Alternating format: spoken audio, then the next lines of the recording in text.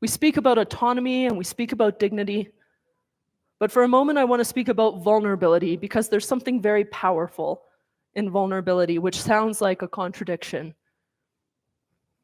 Many of the people who I make short films about, they share their stories very vulnerably. I interviewed one woman in Canada, 88 years old, Christine, she's from my hometown, and she got a tattoo right here that says, "Don't euthanize me." As soon as Canada legalized euthanasia, well, we became friends. I asked her if she would be in a short film about why she got the tattoo.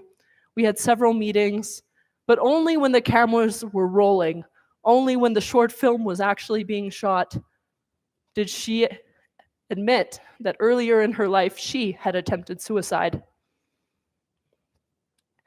And when she shared that, of course I was startled hearing it from my new elderly friend for the first time, but it gave so much credibility to her story in her opposition to euthanasia. She was not some pious person moralizing. She was someone who had tasted the difficulty, who had been on the brink, and who had come around to see the value of life in spite of a very serious ordeal that she had suffered.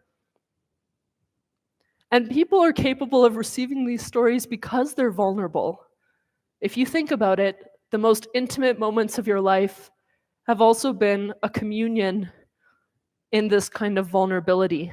I love the definition of compassion. This is true compassion, a communion in suffering of those who love. True intimacy, true communion happens when we can bear our own woundedness, and in doing so, become a shelter for the wounds of others. And this is what our society needs. We have so much brokenness, so much disorder, so many effects of the pandemic, so many addictions, so many mental health crises. And I, as a young person, look out and say, what is on offer? And you bet the proposal better be better than death. We have to have more to offer amidst these crises of our time.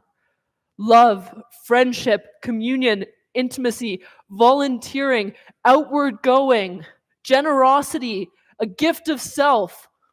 All of these experiences that transform our suffering into meaning. We don't get meaning without the human drama. We don't get a story without the passion and the struggle. But isn't that so much more exciting? Don't you feel more excited by the thought of a life of adventure? Yes, we will die, but we will die deaths that are noble, where a story of our life and death is told for generations to come because we belong to one another. So I hope I've set forward a little bit the contrast of someone who is living in a country where literally I hear stories of euthanasia experiences every single day. Don't go down this path. You are made for better, and you deserve so much infinitely more. Thanks.